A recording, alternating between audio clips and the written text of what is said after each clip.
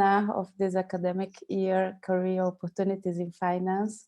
My name is Miriam. I'll be the host tonight, together with the Vice President Daniel, the co-host. And we are very happy to end with this amazing event, and we have some exceptional panelists that I'm sure will inspire all of us. Our current board have worked so hard throughout the year to deliver some amazing events, sometimes webinars, sometimes workshops, and we are also a little bit emotional to be ending right now, but on the 1st of May, the new board will be announced, and everybody is very excited as well to carry on this great work that we have been doing, and also to improve our events and the relationship with our members, and also partnerships with new companies. For those of you who doesn't know Capitant is the largest finance student organization in Belgium. We operate in 5 cities: Brussels, Antwerp, Ghent, Leuven, and Liège. It is targeted at students who are passionate about finance, but not only students who are passionate about finance. We plan to make partnerships with students from other sectors as well. And together with financial institutions, consulting firms, and other partners, we organize finance events, conference, workshops, investment games, M&As competitions, and finance trips. Being a part of Capitant provides our members with both valuable learning and the networking opportunities. To become a member, we have a yearly membership of €5, and you can register by our website. We will now go on a break because everybody will start the exam period, and we also have our so-deserved summer break. But don't miss out, if you are already a member, to renew your membership in September, or if you're not a member, to become a member in September. So tonight we'll have 5 speakers who will be sharing their professional experiences in their field of work. We are very excited. I'll be introducing them throughout the night. And we'll have a Q&A session at the end. So we'll not be allowing questions during the presentations, but you can send your questions via our chat or through the Q&A feature here in Zoom. And now I will stop talking because we have our amazing speakers that we would like to hear from. I would like to introduce our first speaker is Rob. He is a segment manager in business banking at ING. Hello, Rob.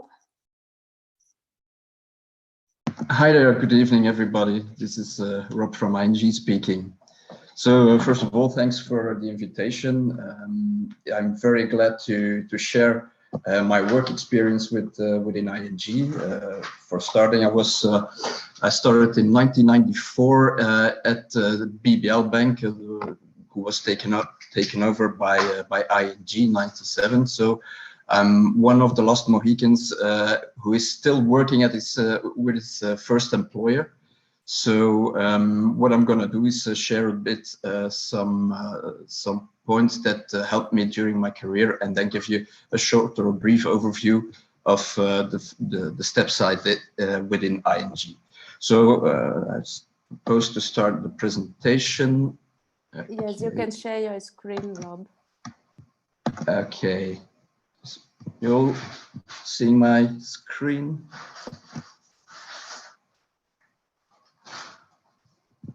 Yes. Okay. So what's important for me, the experience that I lived, is whatever you decide you want to do with your career, make sure that your choices are based on a few points. That's your personal interests. What is giving me, for instance, in energy? What gives me intellectual satisfaction? Where are my points of interest? And then also make your choice based on your personal ambition.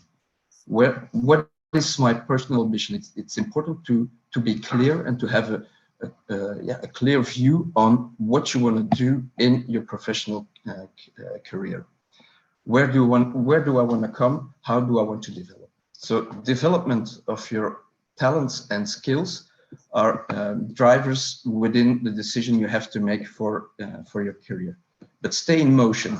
It's important not to stand still and to look forward, to work hard as it is for everyone, and try to stay relevant, because we're living in a fast-moving world. And what are the elements that can give me the opportunity to stay relevant?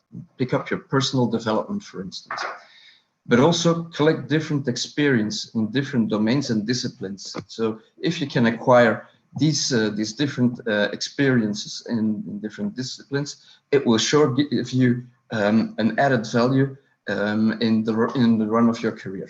And last but not least, what was important for me is to pick it up and make it happen.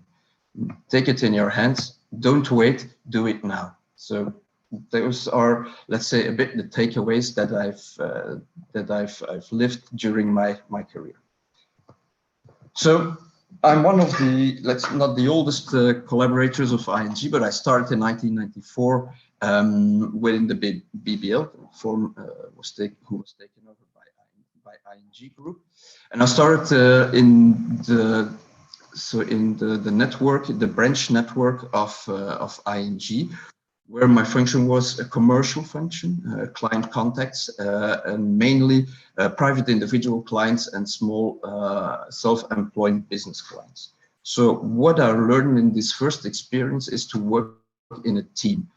And working in a team gave me the energy to go on, to have people also that can help you, people who can boost also you to the best achievements that you can have, and also having developing the commercial drive. But not only the commercial drive you have to develop, but also the customer satisfaction, keeping that in mind, being client focused. So after a period of, let's say, 5 years in the branch network, I started as an account manager mid-corp, because mid-corp was always one of my, let's say, it was always an ambition to work with bigger business clients. So I took up the function of account manager mid-corp, where I was responsible for a portfolio of approximately, let's say, 200 clients, corporate clients. So the scope of these clients were mid-corporates with a turnover up to 10-12 million of euros.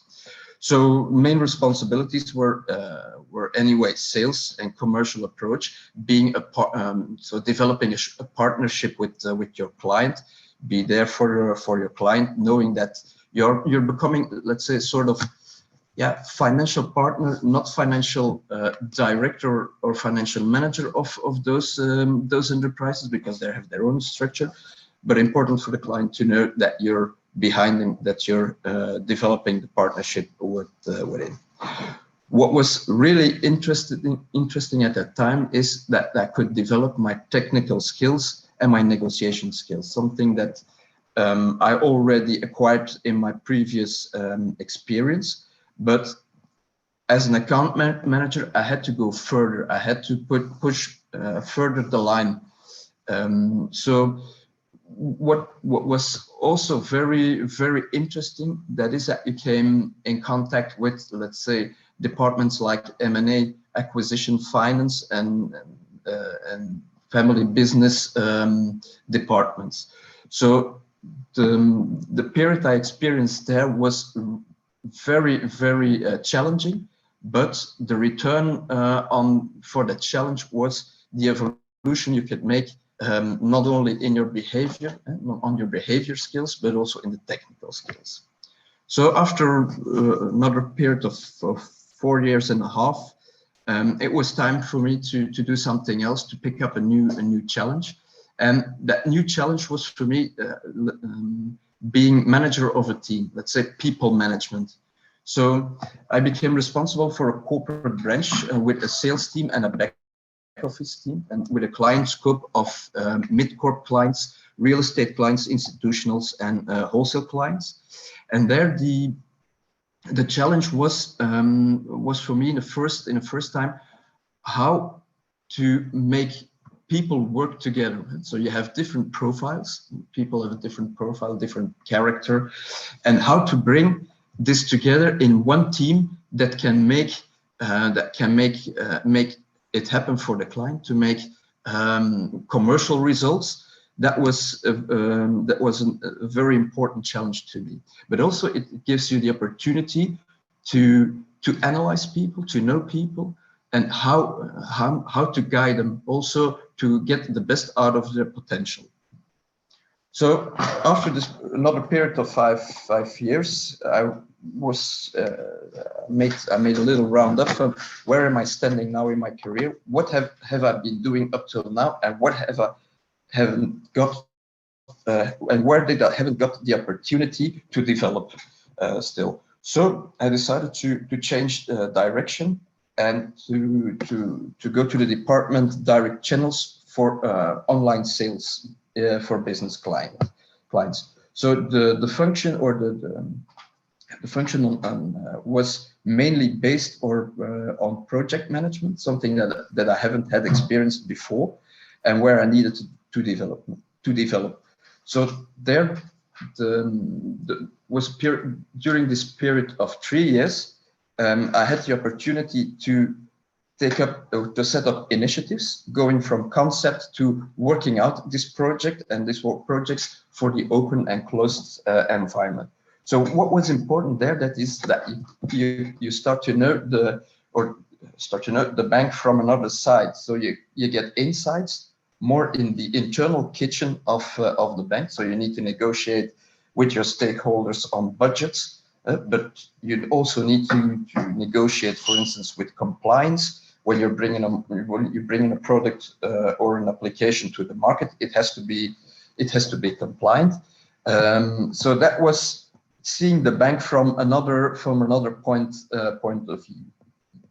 So after my period in direct channels, I decided to return to a commercial function, but also combined with team management.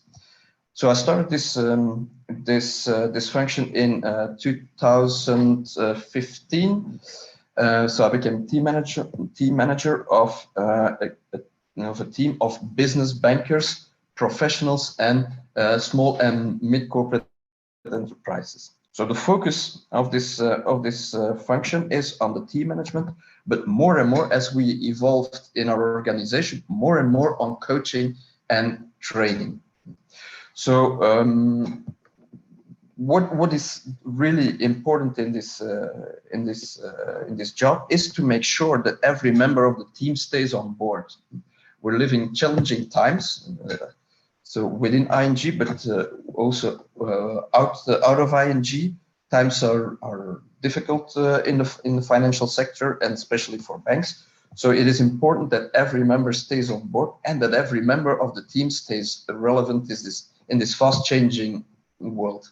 So being up to date is also for the team members as well as for yourself, let's say some kind of insurance for the future. If you stay relevant, it will be difficult to get you out of the market.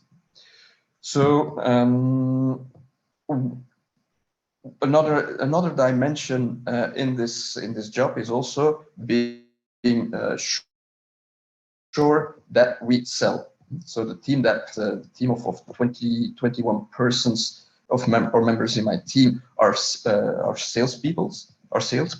So not focused on admin or whatsoever. So we need to be sure that we take the right direction and make the good decisions in terms of sales. So this is a day-to-day job to be occupied with sales figures, with credit requests, being sure that we can give the client the best service that he needs, but also to make, for instance, the shift to the digital world.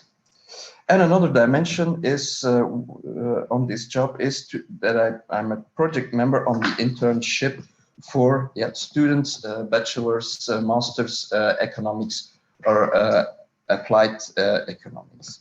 So, and that brings me by the next point, which is the project internship. So ING's has since this year set up an internship for bachelor's and masters, where we offer a first experience in the in a commercial business environment. So, so the candidates,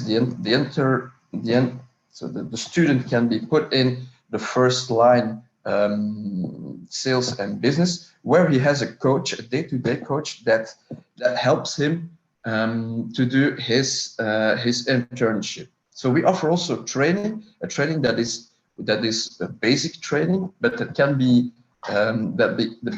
be worked out to a more specific training. So it's the basic menu that we offer. It's a training in, for instance, lending, but also can be put into savings and investments, insurance, and so on and so on. But we can also give an extra dimension on doing a training on, for instance, innovation, family business approach, M&A, and so on and so on.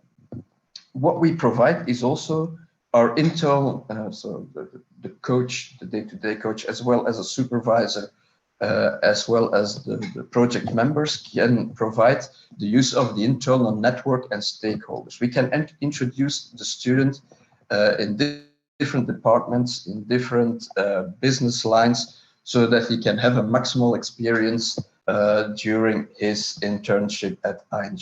And last but not least, what we also try to do is to give a subject for a project topic on which the student can work during the 3 months he is within ING.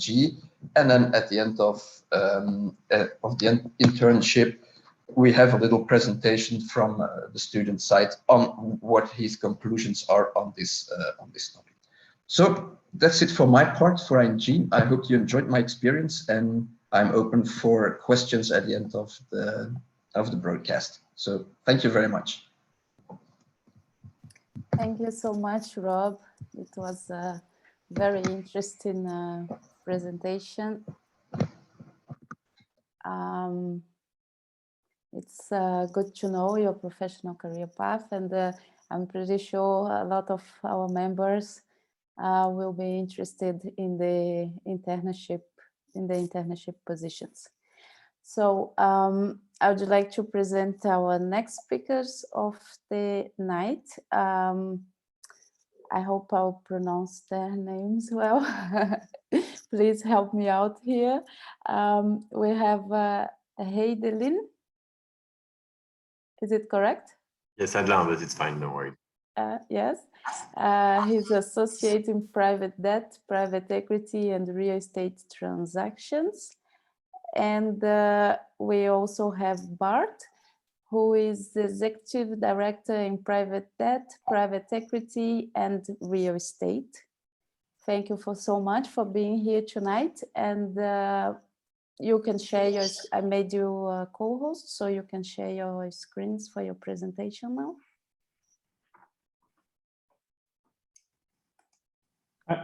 Can I share? Or? Yes. I will do that. Okay. Okay. Well, I will already start. Hopefully, you guys can hear me because I had some troubles with my AirPods, but I think should be fine. So, good evening, all, and welcome to this event. Happy to give a small testimony here. Maybe I think again we can discuss the slides a bit in a bit now, where we only selected one slide because I think again it's not the intention to flood your guides with all types of slides. I think you already are seeing or probably have seen enough slides in the past couple of months. Just for your guys to have the full picture on who is in front of you. So both Adlan and myself, we work at Tikehau Capital, which is from origin a French-based asset manager doing various amount of things, and we'll come back to that in a minute. We are both working in the Benelux office of Tikehau, so we are We have, let's say, global presence, certainly on the fundraising side. But from an investment perspective, we are mostly active in Europe. So we have offices in Paris, London, Madrid, Milan, since very recently Frankfurt. And for the Benelux, we are having Brussels and Amsterdam, and both Adelaide and myself, we are working for those two offices. So it's the same people covering the two. So either we are in Brussels or in Amsterdam. I myself, for instance, I live in Antwerp, so I divide my time between Brussels and Amsterdam, basically. We have, let's say, local presence with quite a lean team. So from the investment side, we are working with a team of 3 people dedicated now, or let's say 3.5. But we always are looking for good interns as well. So currently, let's say a famous ex-Capital president, Vincent Nagel, is working for us as an intern, for instance. So and we are on the lookout for, let's say, ambitious talent all the time. Myself, what is my background? So I've been working for 10 years now, more or less, almost 11. So started working in 2009. From an educational point of view, I'm a civil engineer. So I studied civil engineering in Belgium for 5 years, combined with 1 year of economics. And after that, actually, I started working at ING, coincidence, where I began as management trainee and where I quickly transitioned in roles at both the M&A department for 2 years and the leverage finance department for 5 more years, so in total 7. Doing basically again M&A advisory to start with, and then let's say the majority of my time there did the acquisition financing. So basically helping out private equity players who are doing or acquiring assets in the Benelux to finance their deals. After that, I worked more or less 2 years at Eurofin Scientific, which is also from origin a French-based corporate, but headquartered in Brussels, in Oudergem, which is active in the laboratory space. So they're a very large group of laboratory, basically a very large group managing laboratories in various verticals.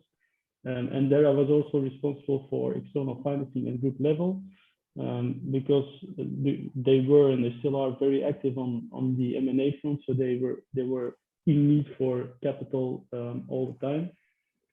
But I transitioned, I think, after more or less 2 years, I transitioned to Tikehau Capital. That was in October 2018, because they were looking for someone, ideally with a financing background, Dutch speaker, who could help them develop their investment pipeline in the Benelux.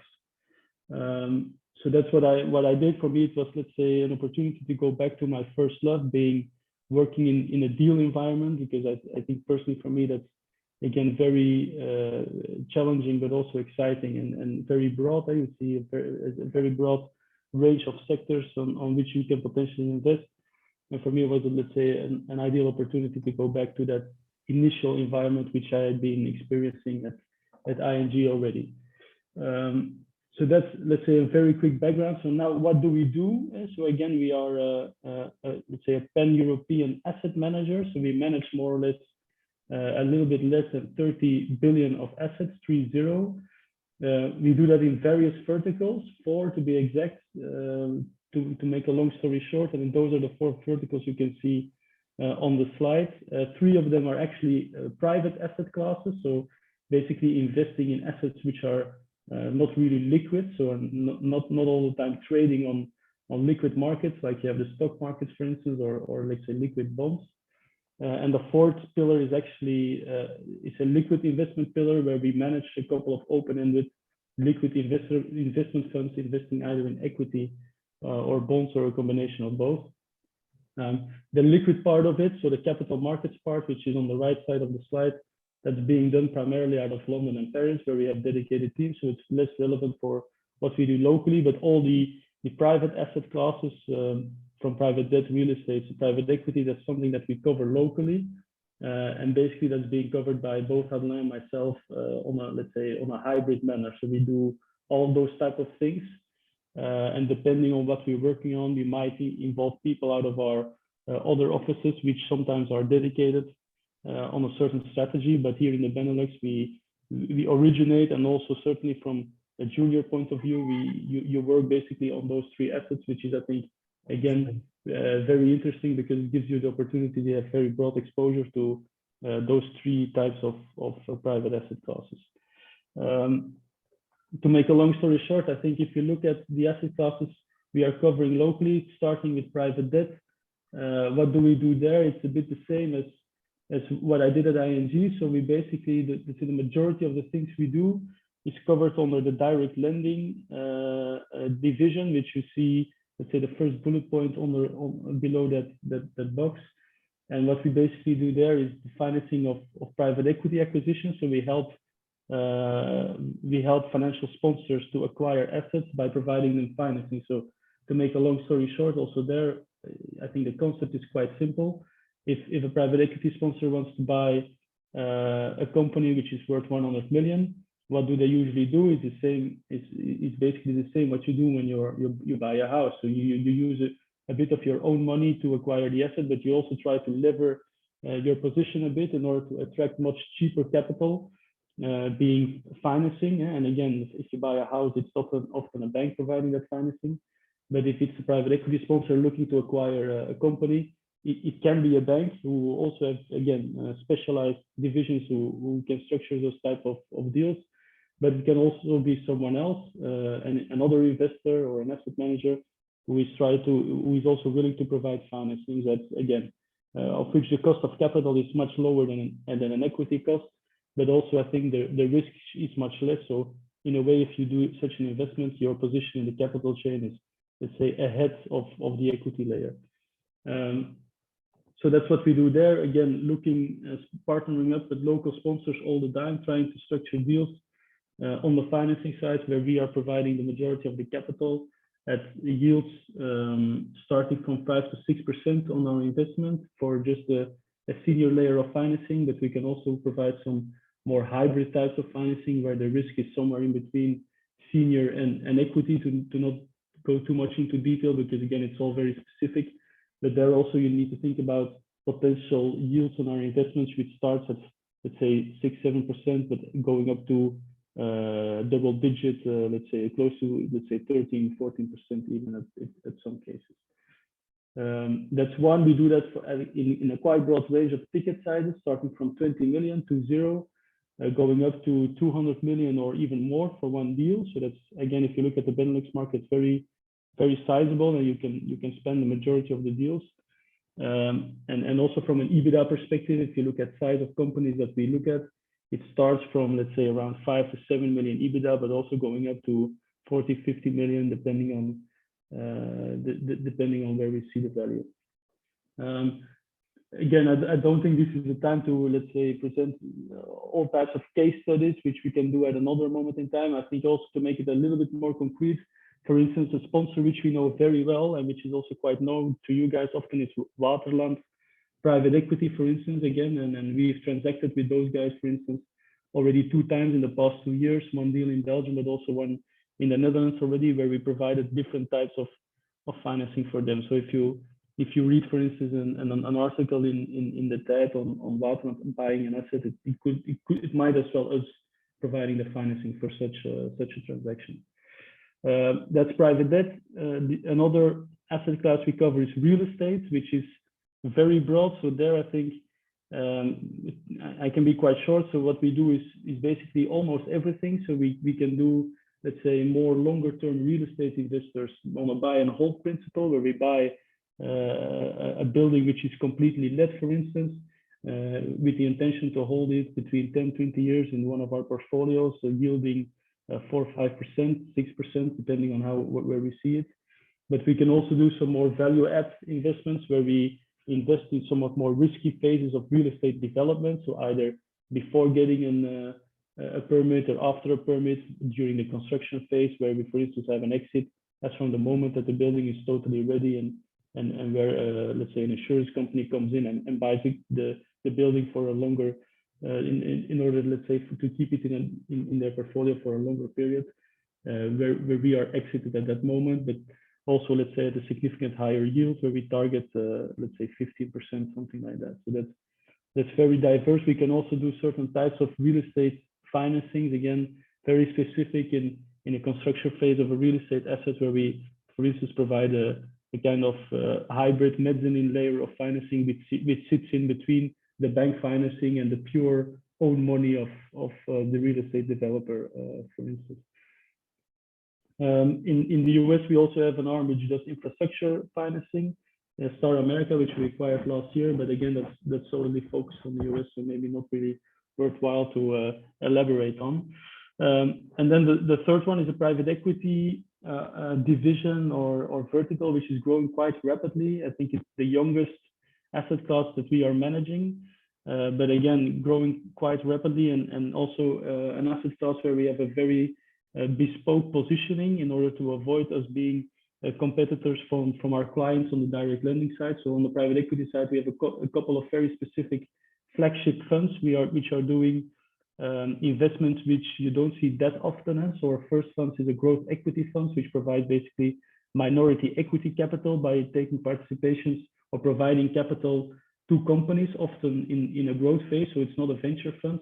Companies need to have a positive EBITDA track record, and ideally they're already making like 5 million EBITDA at least. But for those companies which are, let's say, growing rapidly at some point and who also are in need of additional capital, that's something we can provide to them in order to help them grow and develop, to go one step further, but always as a minority shareholder. So we basically, that's the story we tell, that we can bring the expertise of a majority PE, but we are willing to take a minority only, which is often quite interesting for companies or, let's say, entrepreneurs who worked very hard to build their company where they are and not always are willing to give up the majority instantly to another private equity or investor.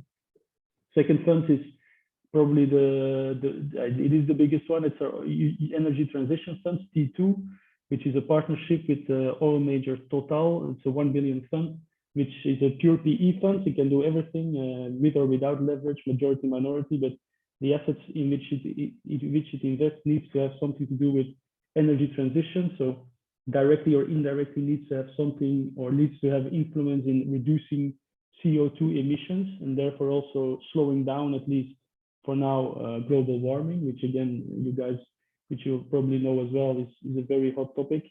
And that's a fund we launched 2 years ago, which is currently in full investment mode. The capital raise has been done, and I think we can say that it is the first of its kind in Europe, a real PE fund focusing on energy transition. You have a couple of initiatives who are doing more venture type of stuff, but this is a real PE fund, again investing in companies which are already EBITDA positive, but making a difference in the energy transition space.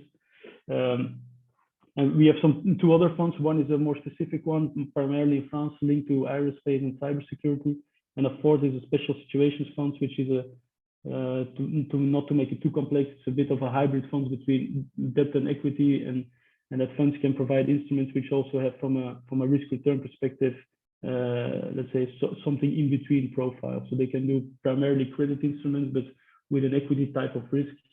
For instance, companies who have a distorted balance sheet for what reason and do not have access to capital markets anymore could come to that fund in order to, let's say, bridge the gap and to help them go to the next phase as well. I keep an eye on the timing. I think I'm already rattling on for 15 minutes. I think that's the most important thing. Again, if you're happy to take your questions, and at some point, if you are interested for a potential internship or to just have another chat to get to know us and understand a little bit better what we do, always happy to have a chat. Thank you so much for your presentation. I know that this topic is very interesting and we can talk hours about it, but I would like to thank you both for your presentation tonight. And I would like to introduce our next speaker for tonight. It's Alex from, he's a Vice President for Finance Europe at AB InBev.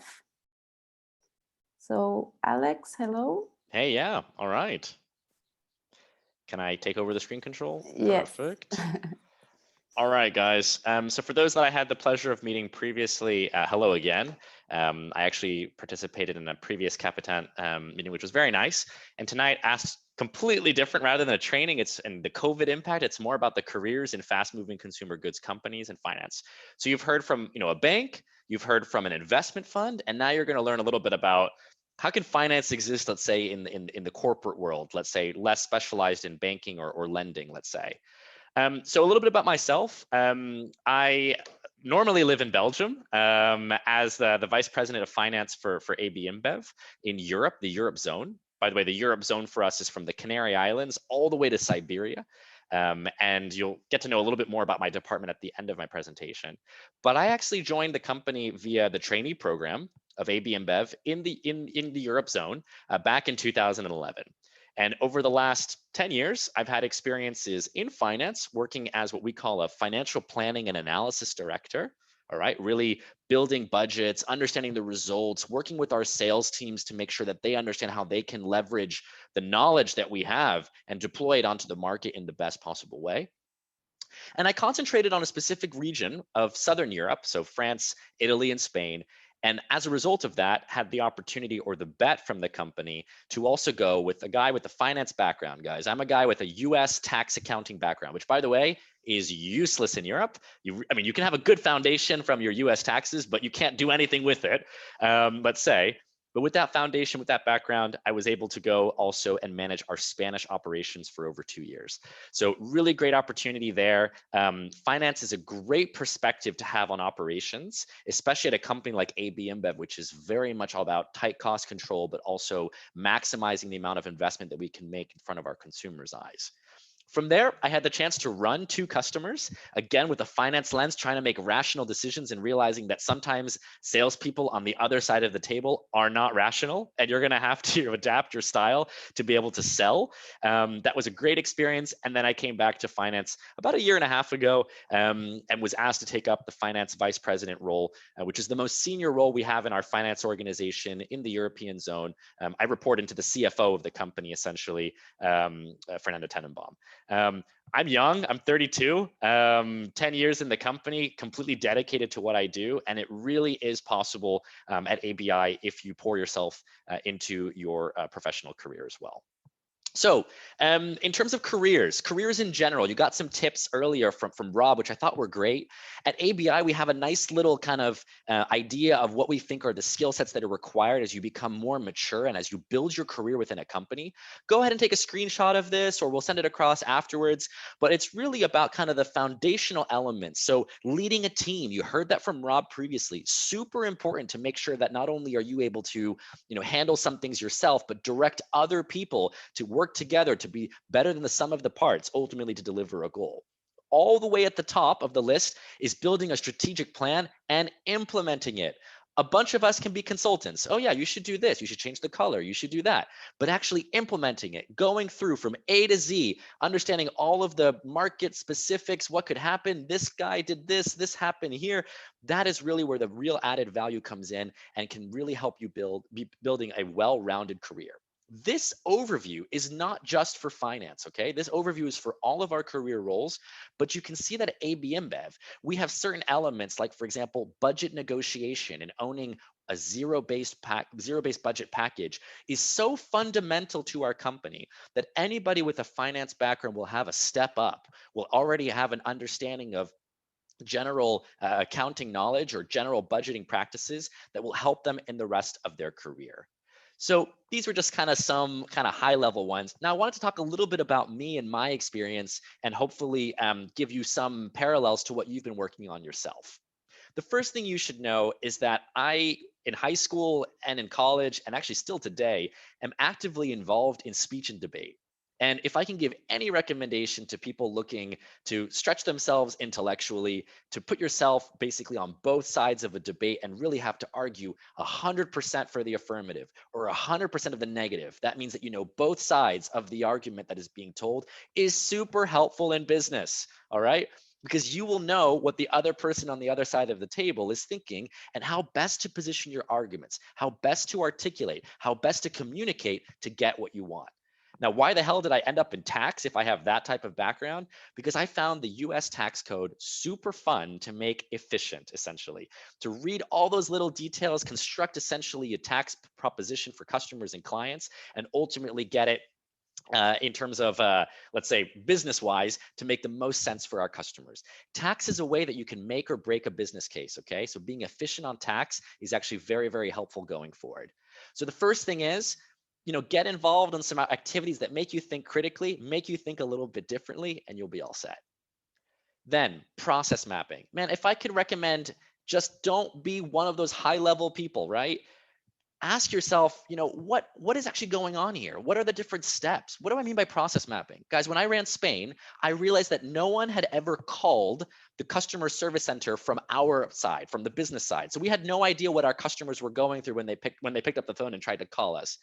It was impossible to become a customer of our business. You had to talk to 5 people. You had to send a form in via the mail. It got lost. By doing process mapping and putting yourself in the shoes of the consumer, the customer, you can really make your business more efficient. And in Spain, I implemented DocuSign. You guys have probably all signed some documents online. We were able to close up the amount of time from 2 weeks to open up a customer to less than 3 days, okay? And even that's ridiculous. How the heck does it take you 3 days to still be a customer of a beer company? It should be much faster than that. Okay, there's some legal reasons for that, but we should really strive to be as frictionless as possible as we set up our processes. And guess what? When I interact with my team members, I know if they've done process mapping. You ask a detailed question of one of the processes. If they can answer it, great. If they can't, might be someone that's a little bit too high level that doesn't know how to drive the process. And you can make it more efficient as well. By the way, by cutting that amount of time from 14 days to 3, we found ourselves with an additional almost half a month of business, guys, that we were able to add, which looked like, and it was, our good results. Next, your career is not a race, all right? I know sometimes you want to, compare yourself to people around you. If you're in a trainee class, it's very normal that you have all these trainees that have entered the company at the same time. But build breadth, build experience rather than just trying to shoot to get to the top. And don't feel nervous that you're spending more than, 2, 3, or 4 years in a role. Because it's in that first year that you're lost, you know nothing. It's in the second year that you can plan. And it's in the third year that you can really deliver your way from the beginning of what you thought the role was to actually how you're going to leave a legacy in the role as well. Fourth, make sure if you have the opportunity in these large companies, you heard Bart speaking from a very large company. ING is also a very large company. Remember that there are specifics to running those businesses that could be at the lowest level of the operational unit, so the branch or the country or the region, and then all the different levels that are above it. Make sure that you have a career that builds on all of those different levels. Now, I built my career backwards. I started at the zone in finance, then went to finance at the business unit, and then ran a country. That was also an interesting way. You don't have to do it in one way or the other. Just make sure that you build your experience, no matter if you're in finance or any type of role, trying to mix and match between the different areas of high level versus very focused experience.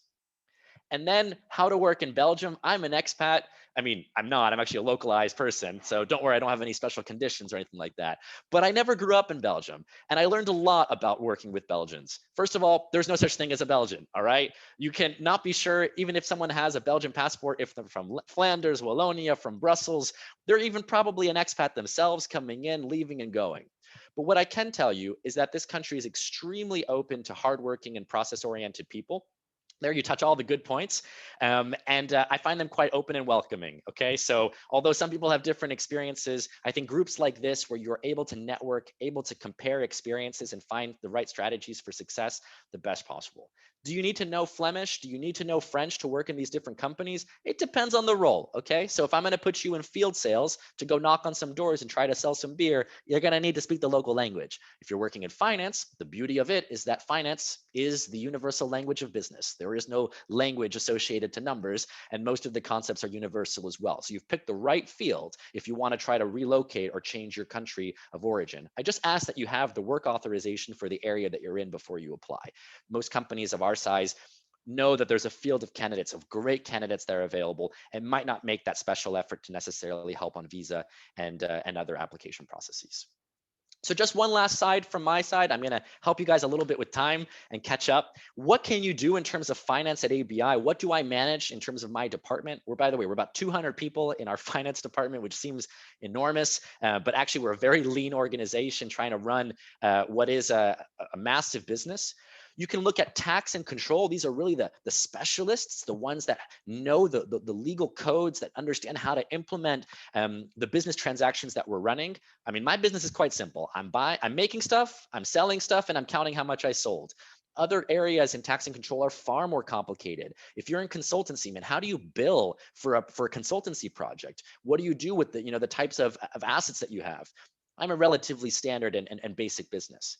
Then financial planning and analysis, you need to see this as the right hand of any salesperson, supply, director. They need to know what's going on in their business, and numbers drive decisions in large companies. So this is a great place if you want to be, learning about the fundamental working order of a business. Financial planning and analysis is a great way to find out.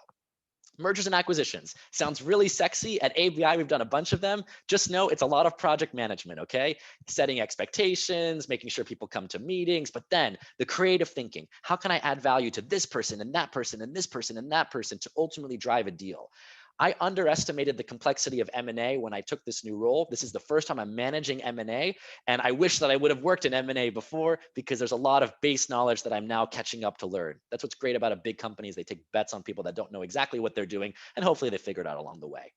Treasury, very, very specific in our company in terms of making sure we have the right access to funds, exchanging cash between different parts of our business, and managing our debt portfolio. If you know anything about ABI, is we have a boatload of debt, but our treasury team is amazing, and none of it is due for like the next 10 years. So that's because we have a great treasury team. And I don't know if you guys read about this, but the treasury team is now the largest a loan agent of environmental, society, and corporate governance. So ESG-backed loans is AB InBev, because the Treasury Department is really pushing our sustainability agenda as well. And two last ones, investor relations. You got to make sure that people that want to buy your company and value your company know what the hell is going on and explain the basic workings of our business. And risk management. This is basically internal audit. Make sure that you don't have any crazy gaps in your control processes, so that you have another Enron or another type of big accounting scandal on your hands. That's why we have a risk management team in-house. So very briefly, I came from a tax accounting background. I don't use anything of what I learned in school, but I can tell you that following a career in finance at a fast-moving consumer goods company, you will never be bored, all right? You will always learn something new every day, and that's what keeps me going. Back to you. Thank you so much, Alex, for this amazing presentation. It's very inspiring, your career path, and also the energy that you always bring to our events. Apologies about that if I'm a bit overbearing. No, that's very good. Thank you so much. And now I'll present our next speaker. He's from the US, and it's George. He's the Vice President in the Corporate and Investment Bank Strategy team at JPMorgan Chase.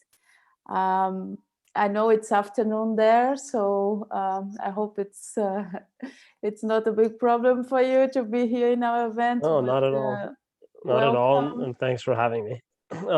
Yeah, I think I have a couple of tough acts to follow, and I didn't prepare any slides, so apologies for that. But I did want to cover three things, right? I think firstly, just give you a quick introduction on myself.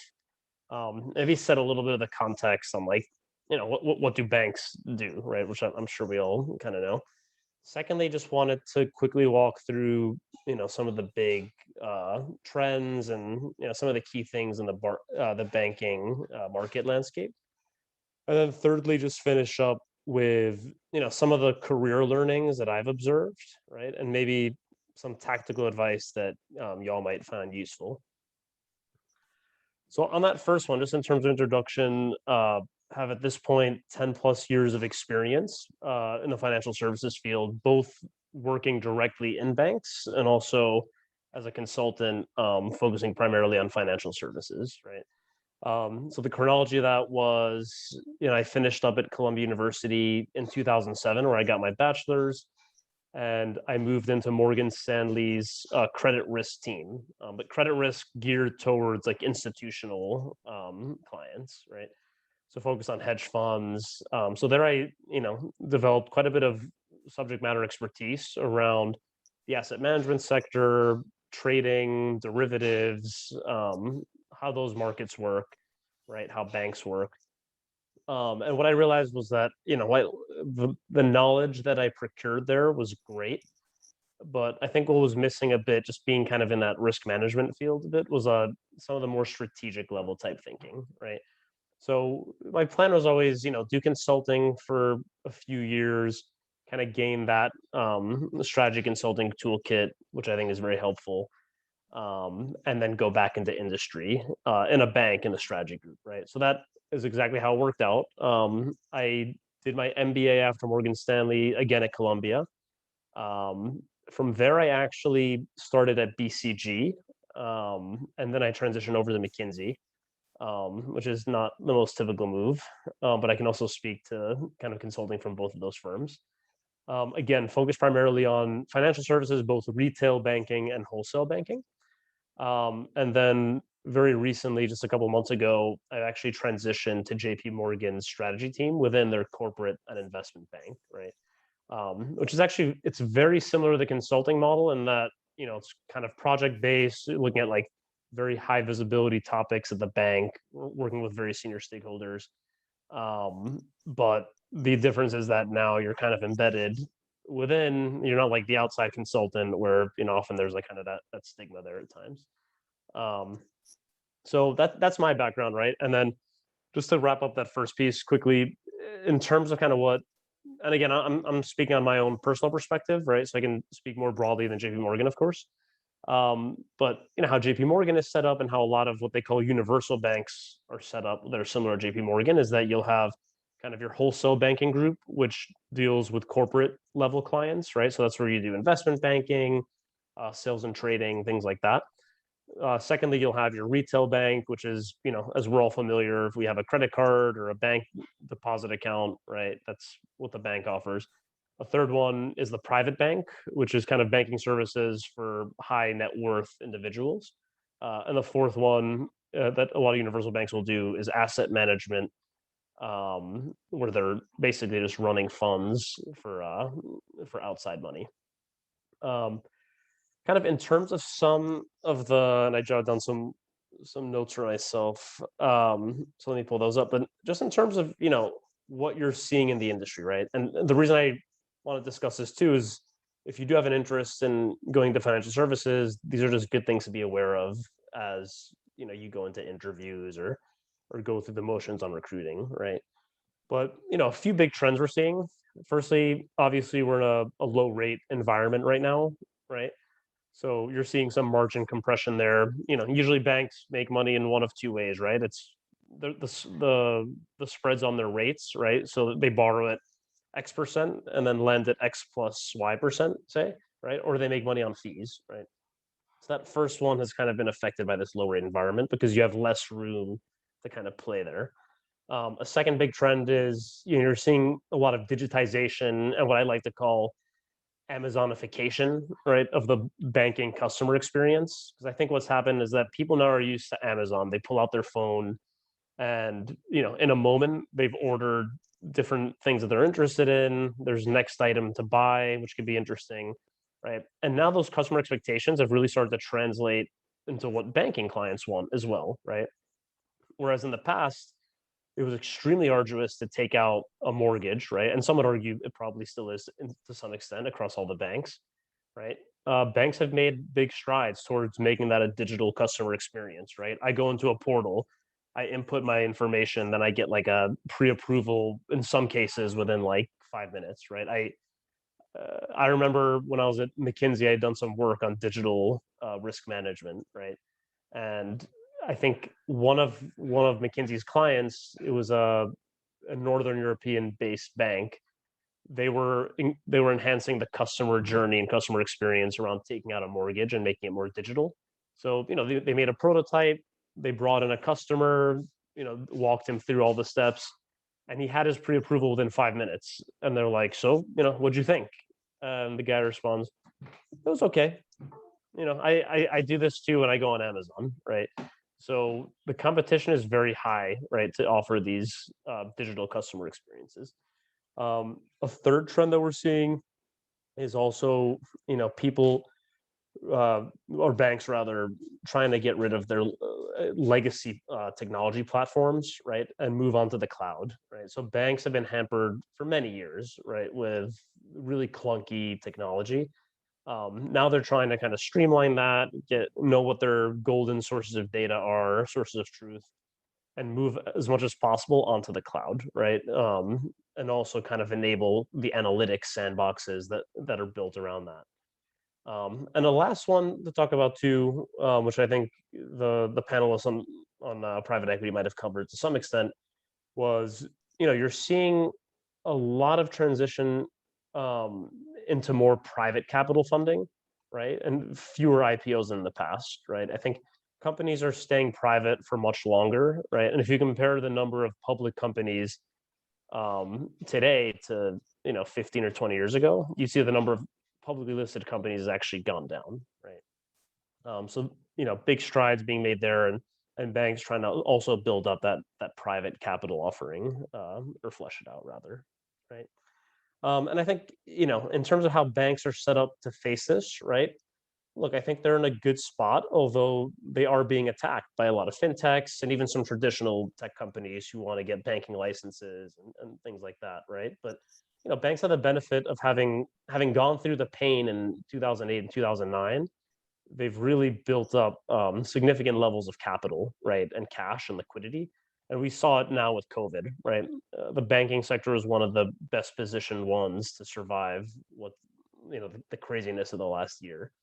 And a second one is that banks too, especially the universal ones, like I described, they're just diversified by nature, right? And they can also have the benefit of hedging and taking offsetting positions and manage their books that way, right? So I think there's definitely some competitive challenges that banks are needing to face, but I think they're all taking it seriously, and I think I feel pretty brightly about the sector going forward. Now, on the third piece of what I want to discuss in terms of kind of my own career learnings and advice, right? I'm gonna try to get like as practical as possible here. So I think, firstly, obviously, I'll spare you the cliche of like network and build that all up. That's obvious, right? But I think it's key to get really organized around how you build your network, right? And what I found helpful is to actually create kind of what I call like a digital Rolodex, which sounds a lot fancier than it is. It's basically an Excel spreadsheet, right, with a few different tabs, and just track, like what are the different sectors you're interested in? Who are all the people that right, either within one level of separation or two levels, right? And just keep track, right? Like, how can I make outreach to them? Have I set up time to like speak with them, get their advice, and just like make a tracker in that way, right? And keep track and see what your conversion is, right? Like what leads to discussions further down in the recruiting process line. So that's one thing I found super helpful.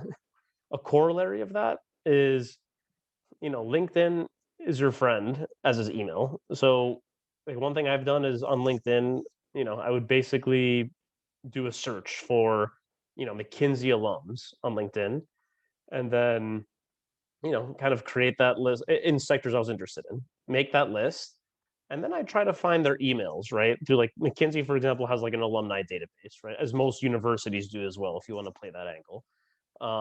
And then reach out to people over email, right? I would avoid doing the LinkedIn as much as possible. If you have to, it's fine, but it's much more personal to make like just send an email off of that, right? So step one, find them through LinkedIn, create that cut, and then step two, start to like reach out to them over email and have your story ready, kind of in a very brief email.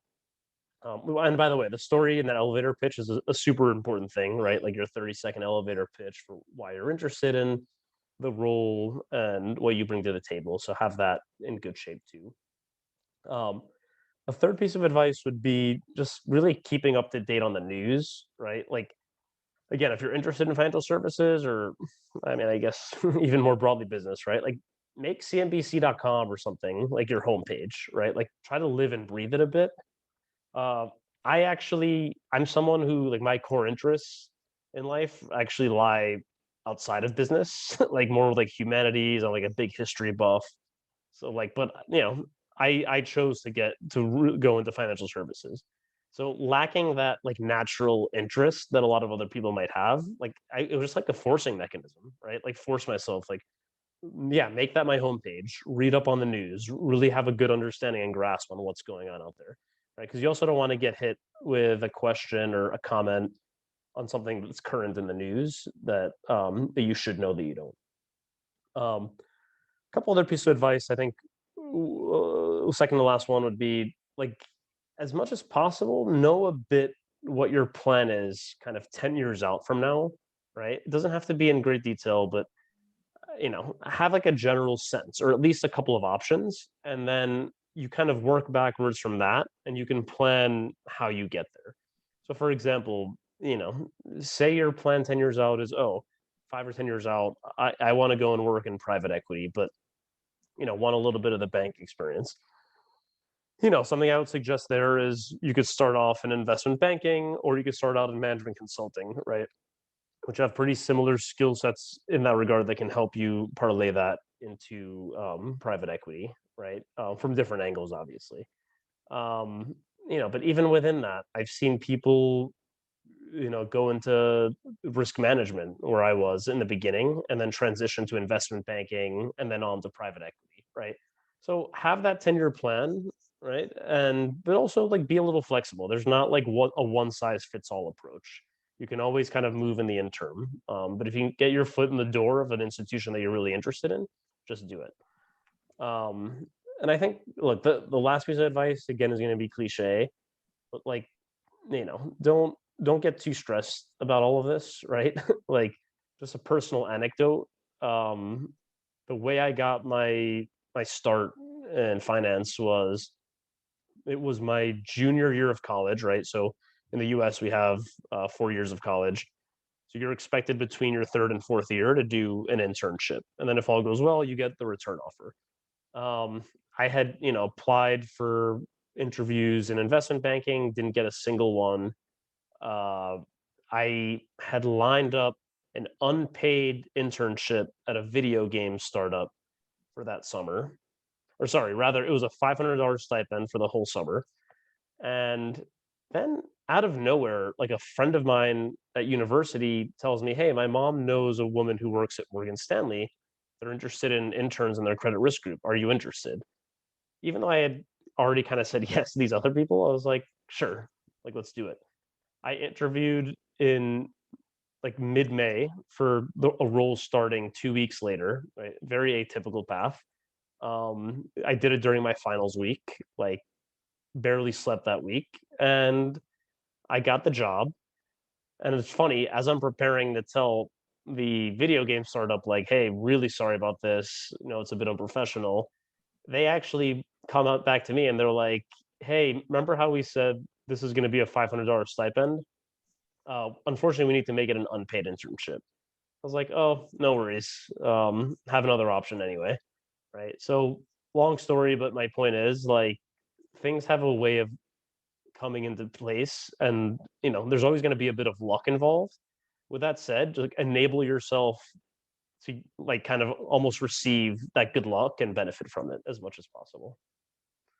So yeah, that's my story. I hope it's helpful, and obviously I'll stay on through the Q&A in case anyone has any questions. And otherwise, also just feel free to, like, find me on LinkedIn and send me a message on there. That's fine. But if you want to learn more or pick my brain on anything. Yes, thank you so much, George, for sharing with us your story. It was also very inspiring. And I'm happy you can stay for the Q&A session. And so we'll go back to Hadlin for also his presentation quickly. So would you like to share your screen, Hadlin? No, I don't think it's necessary. Okay. To be very quick, as Bart already mentioned, quite some significant amount of detail on what we do. I'll probably present myself and give a short view on actually what George just mentioned, that having some luck and creating it is very important. And I'll take the opportunity to answer already 2 questions we have on Tikehau. So I'm Untitled Chapter. I'm working in the Tikehau team together with Bart, and I've been doing it for 4 years.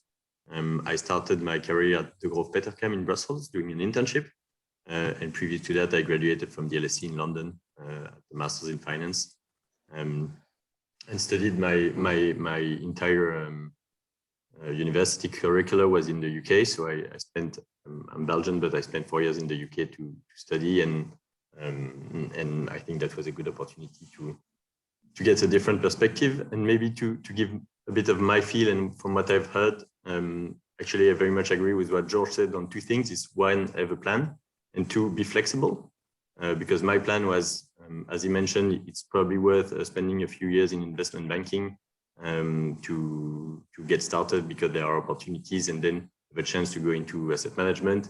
And actually, after 3 months of internship, I heard of an open opportunity in private asset and jumped on it. And obviously, I've been there for 4 years. So I had a plan of going into M&A for a while, and actually the plan never turned out that way. And it's important to create your luck, because I just overheard a discussion behind me and said, hey, I'm here. I'm available to start whenever, tomorrow. And the next day I had an interview, and 3 days later I had a job. So I think I very much agree with what George said on this, and it's important to create a bit your luck. And now turning to the two questions I've seen, at least for us, maybe I'll start with the less joyful one. No, I don't do 100 hours a week. I don't know, it's in the US. I suggest to ask the guys which are in the US. But asset management, I think, is a bit less worse than banking. But that being said, we don't work 35 hours a week either. So yes, it's an intense job, and you are expected to deliver and to do some overtime more than every once in a while. But I'd say 100 hours a week is not common, at least from what I've seen. That being said, I'm only speaking from my experience. And then on the other one, it's more specific to us. No, we don't only take graduate students. We don't actually care as long as the intern has a first experience. We don't care whether you're studying, not studying, graduated already. That's not a prerequisite on our side. And then I'm not sure the last question is for me as well, but I can partially answer it. I think it's worth doing internships because, very simply, a lot of people will require you to have done the first internship to hire you. So if you get a chance to do an internship, whether during the summer or between a gap year or at the end of your studying, for sure do it. I know it's not common in Belgium, but I guess people which are listening to this call are a bit more inclined to do it. But overall, it's not common. So in Belgium, you differentiate yourself a bit having done one. In other countries, such as the UK, everybody has done an internship while they're finishing their undergrad. So it's more than expected. I think that's about it for me. Thank you so much. Thank you so much for answering already the questions. It was in the chat, right? Those questions. Yes. Okay. So we are going to move now to the Q&A sessions, and Daniel will also help me. So if you'd like to, you can send via chat or via the Q&A feature, or you can just raise your hand and I can unmute you so you can ask the question yourself. So Daniel, do we have another question? Yes, question for Rob from ING. So Han Liu asked, could you please advise how we can apply for that ING internship? Is the duration flexible? Is it now too late to apply for it if we look to start it in the upcoming summer? Thank you. All right. So concerning the internship, for applying, it's online via ing.be that you have to apply and look for vacancies. There is an area where you can ask your question and fill in your resume or send your resume. So we can have a screening of the candidates. We get, let's say, a lot of candidates. That's pretty good. But sometimes we also have to refuse because we have a limited number of internships that we organize. So for the timing or the period of the length of the internship is always 3 months. Why 3 months? Because we want to give a minimum training, a minimum set of possibilities to acquire certain experiences within ING. So the start of the internship is pretty flexible. So for instance, if you want to start, let's say 1st of September or 1st of February, that can be done, because we have the basic platform that we use for this internship to do. But for the summer now, that will be pretty short, I suppose. But I don't have a view on the planning for the moment. But I think that it would be worth to send us your resume with requests to participate at the internship of ING. All right, thank you. And we have another question for George in the chat. Why did you decide to transition from BCG to McKinsey? Yeah, actually, so I didn't get into the details of it, but that was largely just driven by circumstance. I'd actually done, so my family is Greek, and I'm a dual US Greek citizen. So I actually went to BCG in Greece.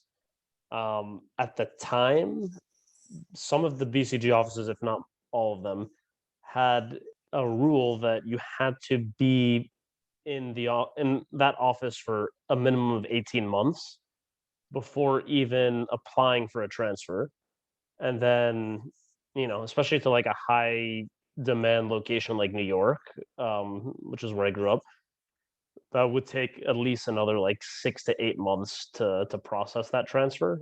And for family reasons, I wasn't able to stay for that much longer. So I left BCG. And by the way, this is another good learning too for you guys. Like, sometimes I know it's like the optimal is if you quit a job, have another job lined up. There'll be times in your life where you just have to make a tough decision, and just know that it won't ruin you, right? So like I left BCG without a job. It took me like another 7 to 8 months to find one, but I did, and it worked out, right? So sometimes you have to make those decisions. But anyway, that was kind of the driver, and then I came back, reapplied to BCG and applied to McKinsey. I got both, but I just decided to go with McKinsey. Try something different out. All right, thanks, George, for your answer. And now I would like to ask a personal question of mine to Alex, because you moved through quite some roles throughout your time at ABI and also departments, even though most of them were finance related. And how do you felt about making all these changes? Because sometimes there's a feel that some companies don't really like their employees to constantly move to one department to another. And how was it for you? And was it hard to keep changing the departments? And what did you learn from it? Yeah, I think it's really depends on the culture of the company. So you saw a couple of examples of people that had spent maybe 4 or 5 years in a role. As I said before, your career is not a race, but depending on the company culture, you might see that people move through positions a bit faster than other industries. At ABI, I would say that our average time in role is anywhere between 18 to 24 months. Well, maybe a little bit more, maybe like 32 months, I would say. But we definitely, value speed of exposure, let's say, to more areas. Let me say that again, not speed, but more exposure to more areas, and you will have the opportunity to try things outside of your comfort zone relatively easily. I know of very few companies that would take somebody that was marketing and make them the leader of a country. Somebody that was a CFO, more of a finance guy, make them a leader of a country. But we also have other examples, people that went from being a process engineer in the brewery to going to work with the people team, or a process engineer in the brewery and working in even my finance team, right? So we're willing to take those bets, and that can really accelerate your career, and it can be interesting, from a career expectations point of view, to keep yourself stimulated. Me personally, I never looked at the finish line of each role. I was always just focused on delivering 100%, 150% if necessary. And it's taken to me where I am today. Right, thanks. I see we have another question from Niklas Berger for Adela in the chat. I'm not sure if you can see the question, or maybe I should read it. He said, I can see it. oh, yeah, okay.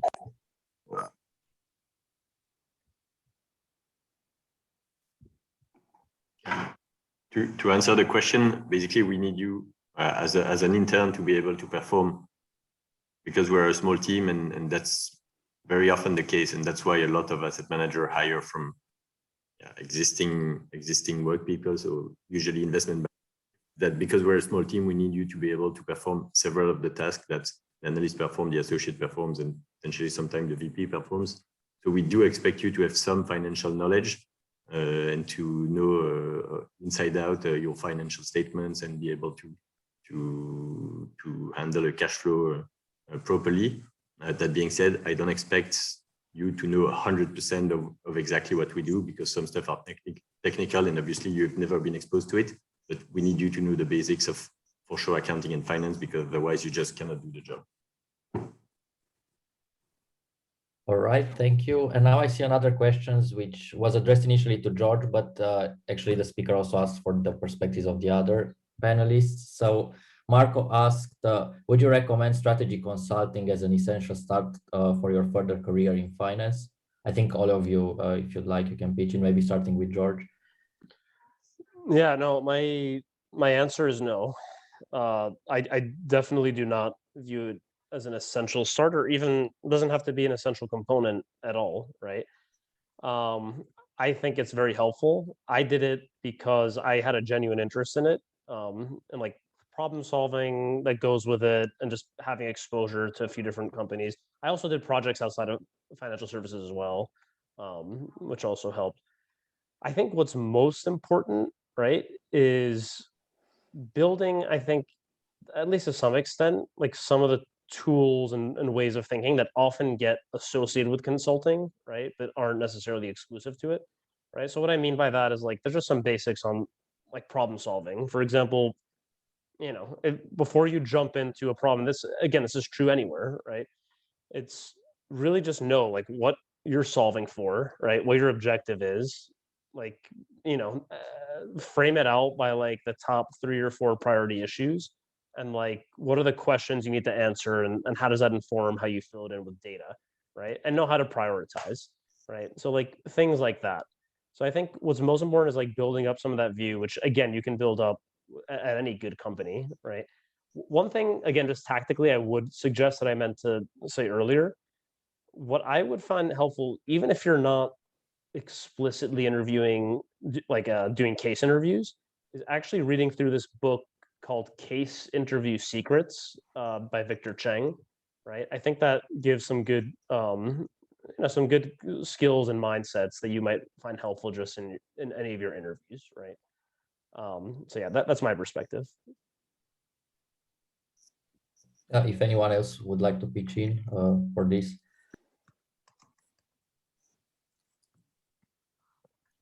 I mean, on my side, guys, strategy consultants are very useful to solve very specific problems. I think ABI has a reputation of not really liking to work too much with strategy consultants, because once you open the door, it's kind of like a cockroach. First of all, you can't close the door and you can't kill them. I think that's kind of a common saying as well. But no, I mean, guys, we hire based on potential. And we believe that our trainee programs, whether at the bachelor or master's or at the MBA level, is another question, but we give our trainees kind of a wide swath. So you're going to get 10 months experience working in the breweries, working in sales, working in the support functions all together in that first 10-month window. And that's very helpful to get a good kind of what a management consultant would be able to do, right? Which is to jump in, see what's going on in the business, understand a little bit, kind of how the business works, and then have that context to be able to answer business problems in the future. So I don't think that strategy consulting is the only way. And I would say that our company has an aversion to getting too much involved with strategy consultants.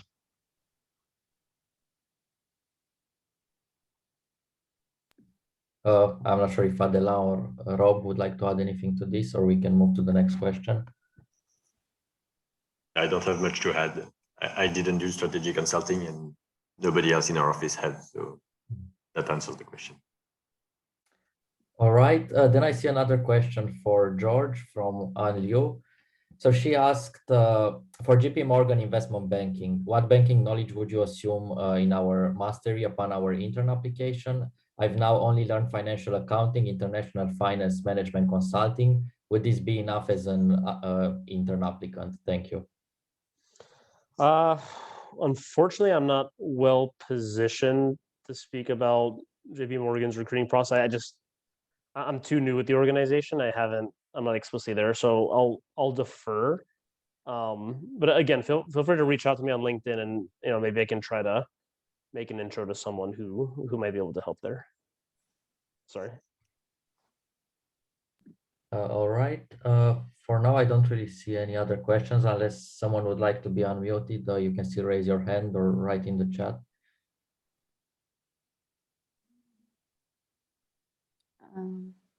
No, I also don't see more questions. So I guess it's the end of our amazing event tonight. I would like to thank all of our panelists. Really thank you for taking your time, for being here, sharing your experience with us. I'm pretty sure we learned a lot, and we are all inspired, and we now have a much better understanding of the areas that you are working on. I would like also to thank you, our participants. We will be sending you a survey via email. So if you could please kindly fill it in and send us some feedback or some suggestions for improvement, it would be very much appreciated. Good evening. Good luck on your exams that are coming up shortly, and we'll see you in September. Thanks, guys. Have a good night. Thanks. Good Thanks, luck, everyone. guys. Thank you. Have some good exams. Thank you. Bye-bye.